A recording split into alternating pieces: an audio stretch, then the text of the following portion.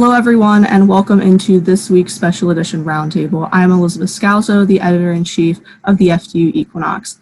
This week, we have the opportunity to speak with FDU's president, Christopher Capuano, regarding the fall 2020 semester. Prior to becoming president, Capuano served as a faculty member and eventually school director for the School of Psychology, along with many other positions at the university. I would like to thank President Capuano for joining us this morning. To start off, I would like to ask, could you kind of take us through what a typical day for you has looked like this summer, since it has been so different than summers past? Oh boy. So yes, it has been very different than most summers. So in most days are very similar for me. So normally I get up between 5 and 6 a.m. every day.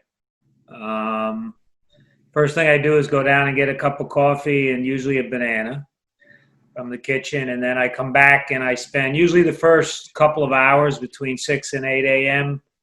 Every day, even on weekends, frankly, responding to emails that I didn't get to the night before and which come in overnight. And there are many because, as you know, we have international campuses, so you can imagine the emails that I get even from outside the U.S. So I also spend a lot of time in the morning reading. I read daily publications like the Times, the Wall Street Journal, all online now, but also higher ed publications like the Chronicle of Higher Education and what more recently is University Business, especially these days because there's a lot of coverage of what other schools are doing. So it helps me keep to stay informed about what's happening and if our plans are consistent with what other schools are doing. And so you get a lot of ideas generally from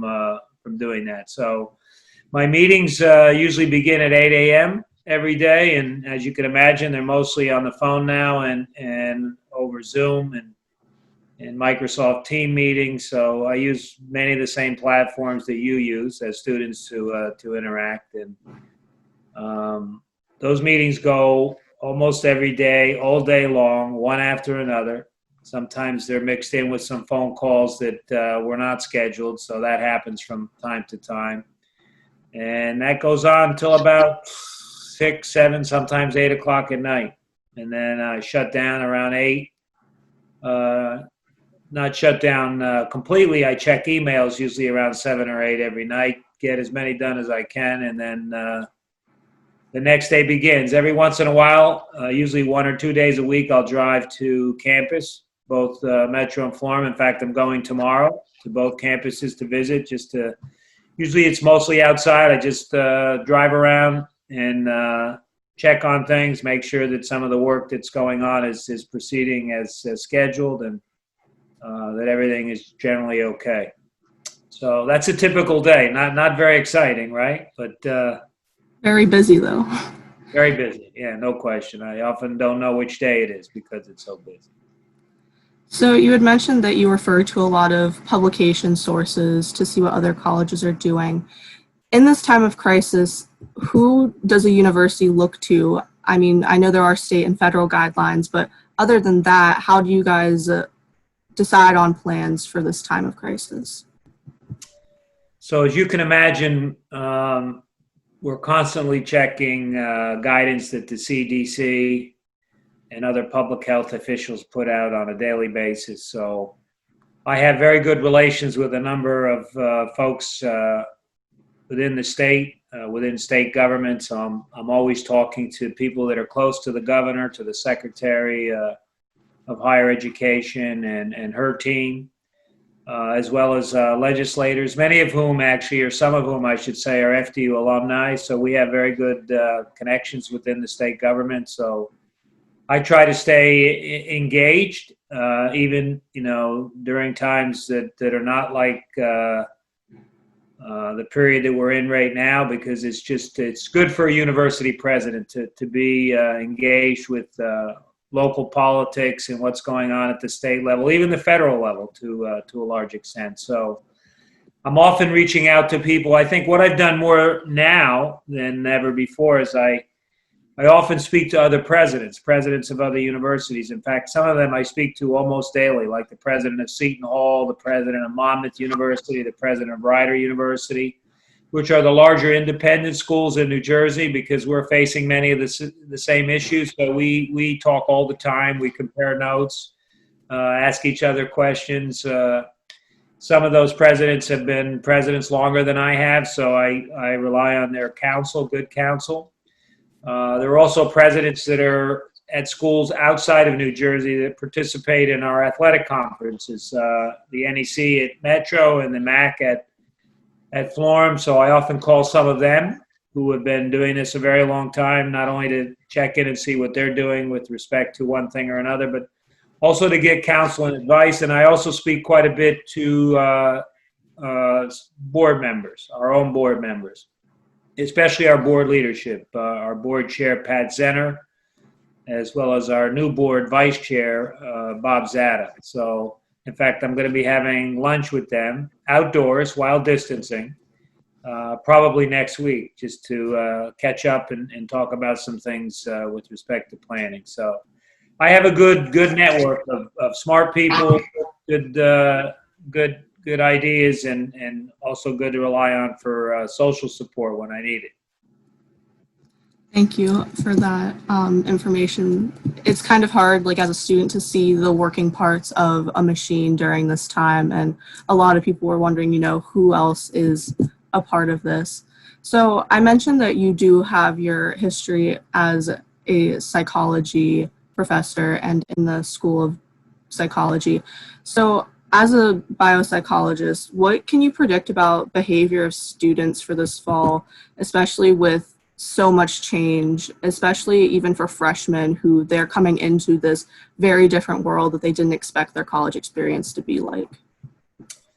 So I saw that you reported on the interview I did with WCBS News Radio 880. And by the way, you guys did a terrific job with that. That was a very well-written article, and I didn't find a single error in there. So congratulations. That may be a first, right, Angelo? No mistakes whatsoever.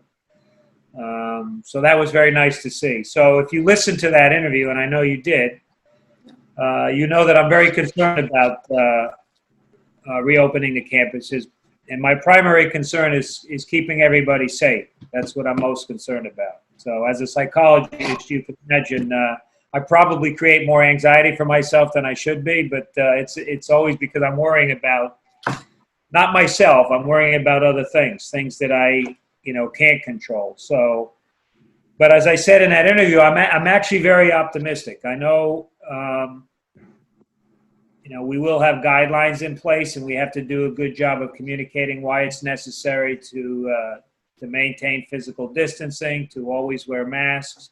Masks are critically important, especially when you can't physical distance. And now there's a lot of data coming out that's showing very clearly that if you had to do one thing, it's wear a mask, because the data is pretty clear now that it cuts down, doesn't guarantee you won't become infected, but it cuts down the probability of becoming infected, especially if you're outdoors, considerably if you have a mask on. So we have to make sure that resonates with everybody on the campus. And as I said in that interview, it's not just because we're trying to protect everyone individually, but we're trying to protect other people from getting the virus, as well. And those people might not be people on our campus. It might be your parents, your grandparents when you go home to visit. So you can imagine they're going to be anxious as well, not knowing where you've been and who you've been in contact with. So this is goal number one. Really, the top goal is to keep people safe. So, but I think, as I also said in that interview, this is a moment where your generation, and I applauded 18 and 24-year-olds for all the great things they've done in the last few months. This is an opportunity for your generation to step up and lead by example. So I would like to see our students in particular become a model for other institutions to follow. I think we're small enough. We're not super small, but we're small enough that I think if we can get most, if not everyone, to comply with the guidance and to police themselves, what I would very much like to see the students do is to get involved in actually issuing the guidance, setting the rules, So we want your input, and then enforcing it. So when you see people are misbehaving, like I do when I go to a store, you say, hey, what are you doing? You should be 6 feet away, or why don't you have your mask on?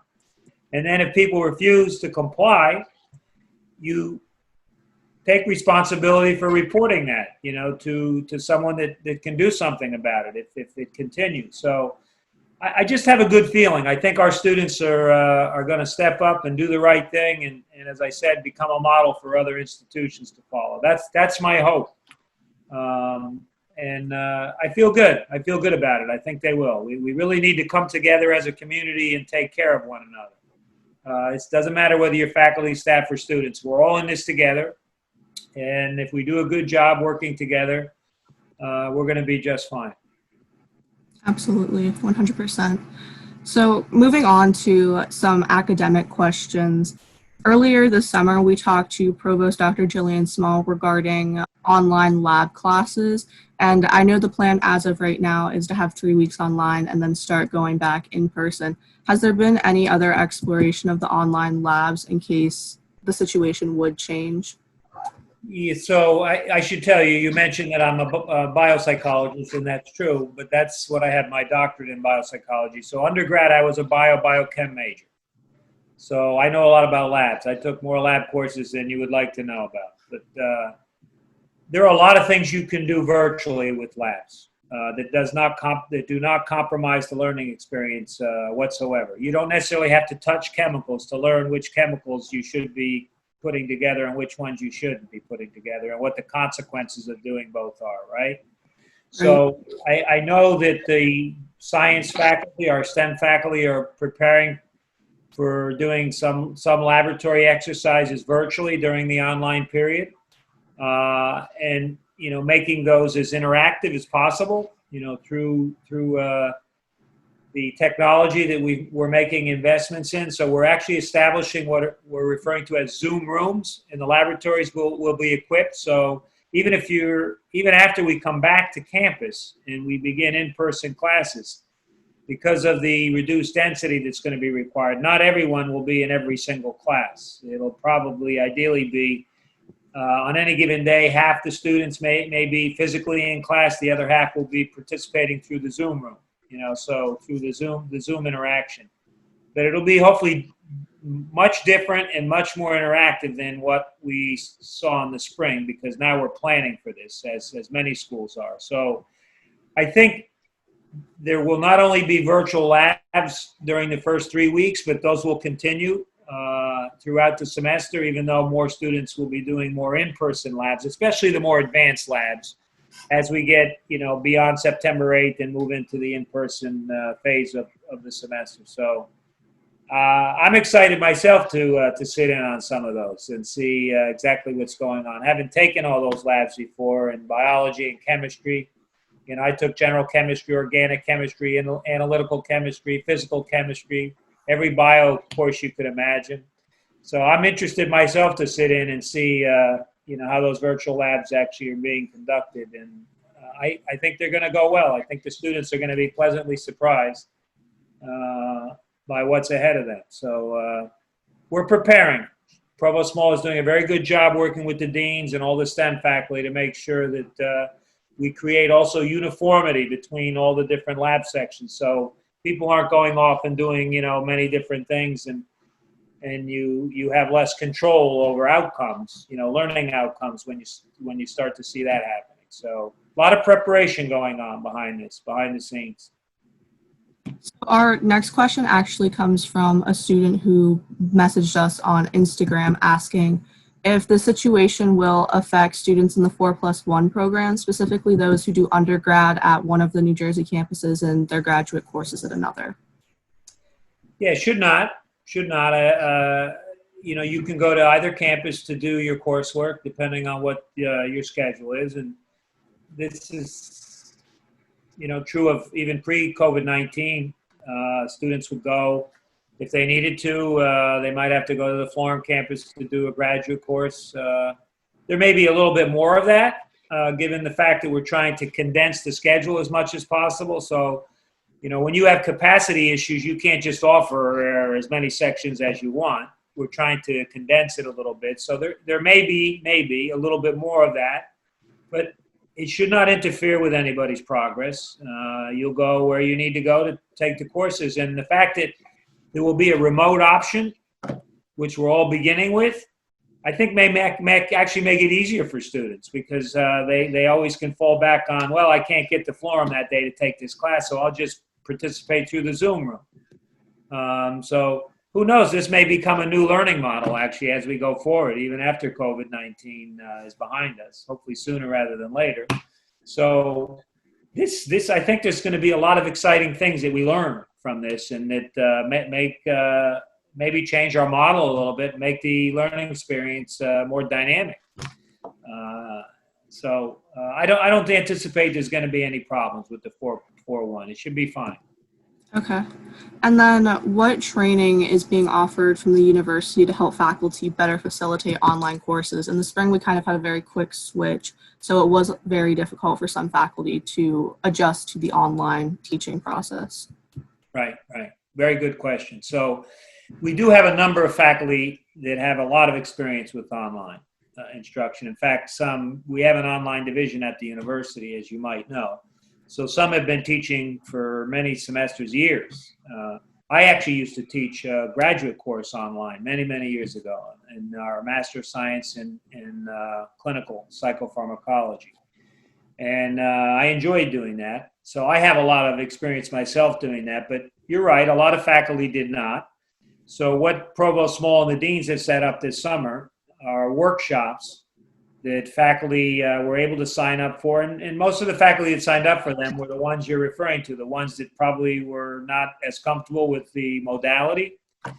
It's not the subject matter, but the modality, how to deliver it in an online format. And more importantly, make it interactive. Don't just make it cut and dry and boring, but make it interactive as much as possible. So these workshops have been going on, I think, since late May. And I believe we've had over 200 faculty have actually signed up for these workshops. They're being run by our educational technology group. Dr. Kelly, Catherine Kelly, has a lot of experience with online instruction. So she's actually developed a curriculum for the workshops. And the faculty actually come out of these workshops being certified. They get a letter of certificate, that now they know all the best practices in online instruction. So I know Provost Small is excited about this and ready to assess it to see how much better, in fact, is everything going to be in the fall. I think the students will notice a big difference. Again, more uniformity across the courses, not like, this one's real good, this one's not so good. But everybody was forced to do this like on a dime, right, back in March. But we've had time to prepare now, so I think you're going to see much improvement in the fall. A much better learning experience more uniformly across all the courses you're taking.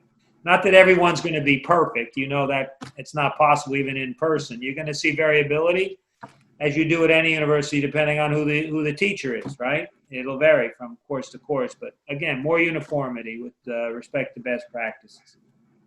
So a large question that we've had with student life is regarding the fact that the Metro campus, we are a large commuter population. Will there be any places where commuter students are allowed to be between classes, since the majority of common areas are going to be closed? So we're working on that. That's a big challenge, because of the distancing and everything. So right now, when you look at our plan that's going to the state, it says that no more than 10 people can congregate outside of a class with distancing in any given area.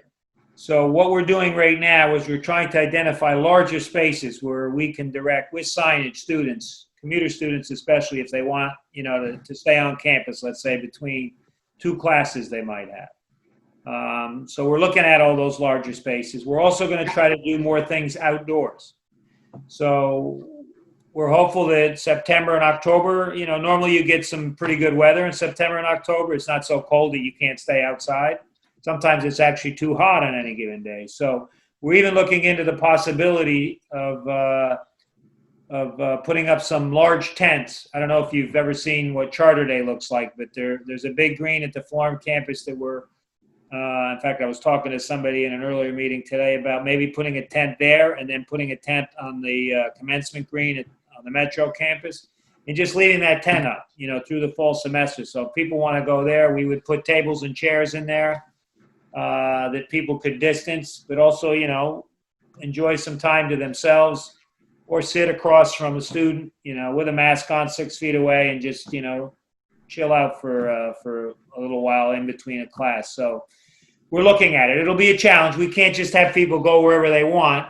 The Riverside Cafe may be on the Metro campus, another area where we can set up a place for students to go between, get something to eat.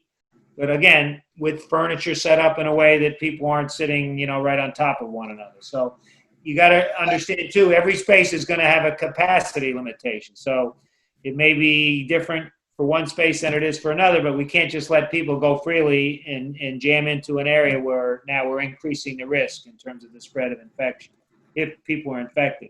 And everybody should behave as if the people they're interacting with might in fact be infected.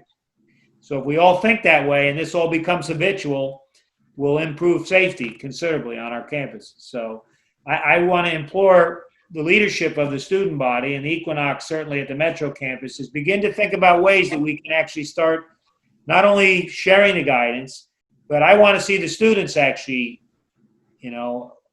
put out a call for action in terms of, it's very important that we follow these guidelines, because these guidelines are being set up to keep us safe. If things start to break down because people are misbehaving, we may be forced to shut the campus down if we have too much infection on the campus. So I know that's something a lot of students, if not all students, never want to see again, right? No. But it's more in your control than it is in our control, because there are more of you. And if you all do the right thing, by and large, I think we'll be okay. But if you don't, then we could have problems again, right? That other schools might not have. Remember, we want to be the model that other schools in the media points to and say, how come you can't do this? Fairleigh Dickinson is doing this without any problems. So let's make that our goal, including outdoor space and areas for commuter students. We'll create some spaces for commuter students, where they can, you have the bridge now where you can go and sit too if the weather's nice, right? We created that bridge. It's a space for people to hang out at.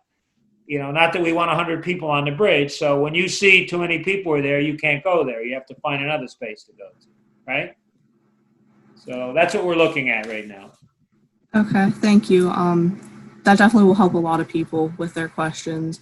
So for students that have on-campus... By the way, too, there will be a lot of signage directing people to these spaces. So our intent is to have a lot of signage. You can go in here, some buildings will have entry only on this side, exit only on this side. So we keep people moving in the same direction. They're not meeting face-to-face close by, right? A lot of signage. You see a lot of signage on the campus.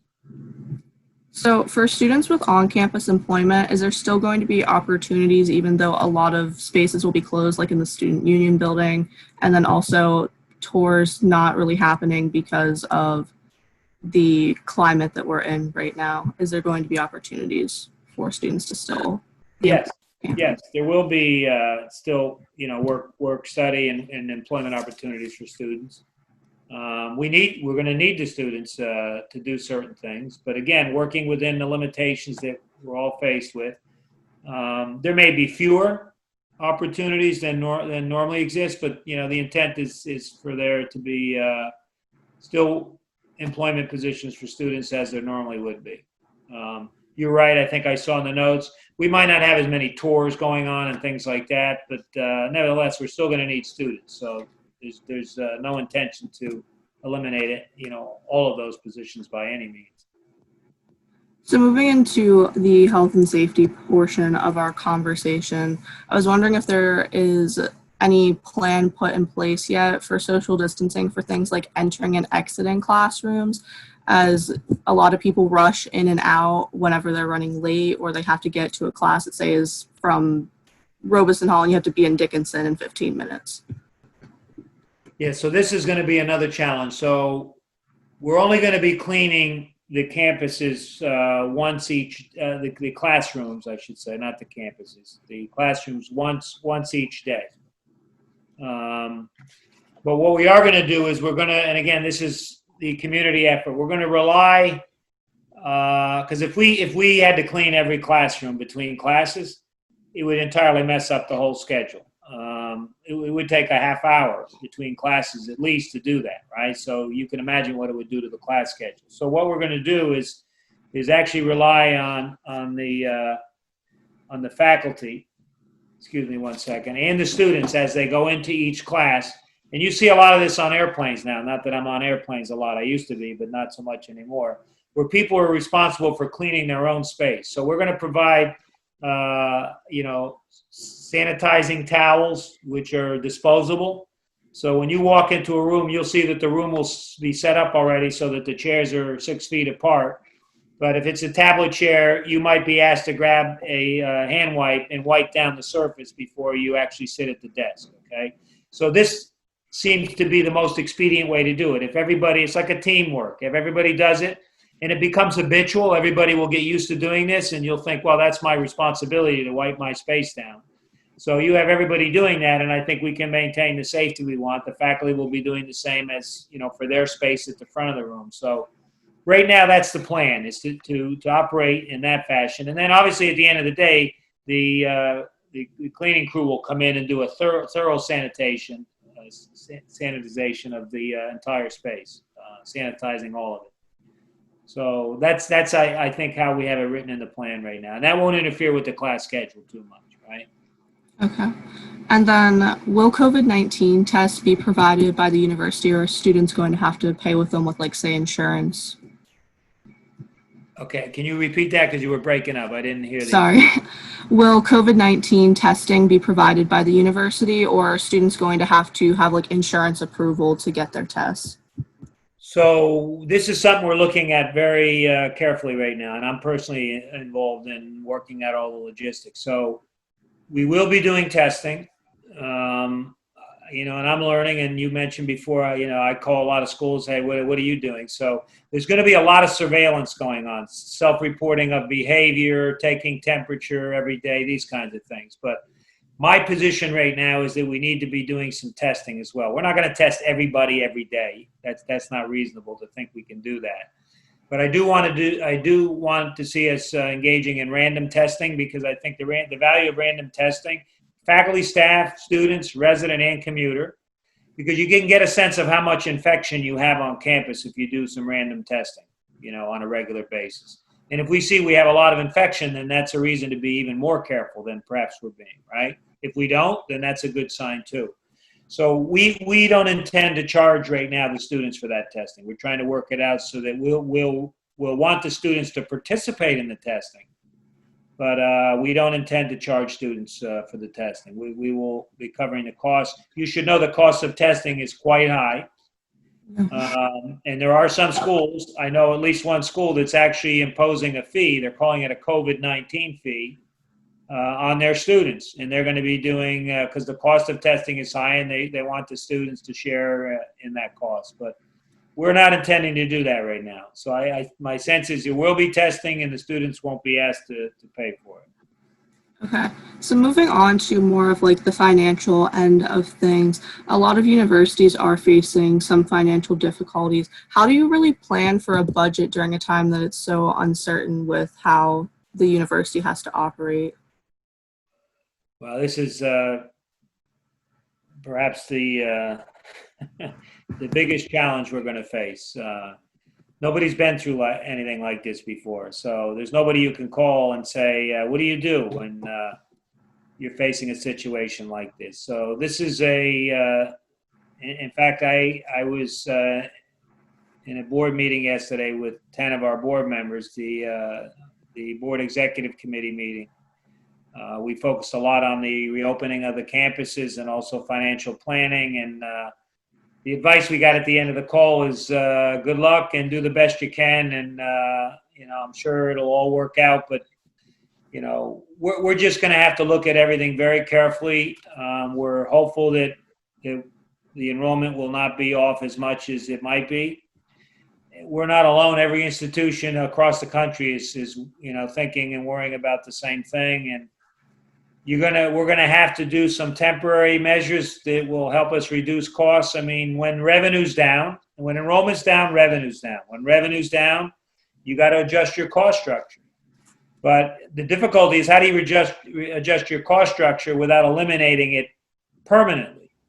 So you have to be able to do things that are temporary, you know. So we're going to have to look at not only operating costs, but not reduce operating costs to the extent that it's impacting the quality of the student experience, but also look at compensation, you know, reducing salaries, continuing to furlough people if necessary, even engaging in some layoffs, changing the structure in a way that, you know, we can improve it, make it leaner, improve efficiency. It's a tremendous challenge, and the biggest challenge is the uncertainty. We just don't know at this point, and we won't know really until September what the revenue side of our budget is actually going to look like. So we're planning now. We have a lot of contingency planning going on. You know, if it's this is what we're going to need to do. If it's that, then we'll have to do even more. So I can't tell you how much of a challenge this is, largely because of the uncertainty. You know, there's more uncertainty now than we've ever seen before. I think it's temporary. I think, you know, it's only for hopefully a short period of time. But, you know, you have uncertainty within uncertainty, too. What if the state doesn't get to stage 3, as you saw in my interview? If we don't get to stage 3, we can't do a lot of these things we're planning to do. That impacts the budget arguably even more if more students now say, you know, I'm going to take a gap here or a gap semester. I'm not coming back to school. Well, that will require us to do even more with respect to the budget, right? So it's difficult. It's very difficult, but we have a lot of skilled people within the leadership team, and we'll get through it somehow, some way. We'll get through it, but I'm not concerned that we won't get through it. But we may have to make some very difficult decisions that are not going to make everybody happy. But that's the nature of the beast, right? We have to do what Yeah. The most important thing is that we keep the university, you know, afloat, and that we get through this period of time, no matter what decisions we have to make. That's the first and most important thing we have to do. So wrapping up, the final question that we have been getting continuously through messages from students is, when can students expect to see their financial aid packages, and will paying their bill schedule be different since we have had a delay with getting these packages? So the financial aid packages, I believe, are going out already. Okay. So I think most students should have them by the end of July. I'm fairly certain we've already extended the payment date to September 10th. And we have payment plans as we normally do. And we're going to afford students whatever flexibility they need. You know, we know what people are going through. And I hope you know and appreciate all we're trying to do to make, you know, it easier for students. You know, we didn't impose a tuition increase for the coming year.